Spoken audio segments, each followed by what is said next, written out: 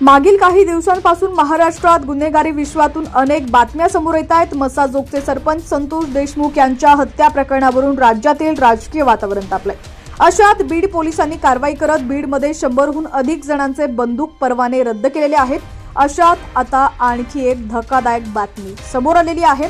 मध्यरात्री गोळीबार झाल्याची ही धक्कादायक घटना समोर आली आहे।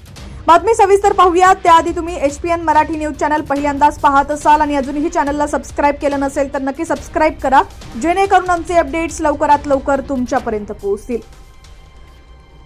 जळगावमध्ये मध्यरात्री गोळीबार झाल्याची ही धक्कादायक घटना समोर आली आहे। गँगवॉरमधून ही गोळीबार झाल्याची माहिती समोर आली आहे। पोलिसांनी या प्रकरणी गुन्हा दाखल करत चौकशीला सुरुवात केलेली आहे।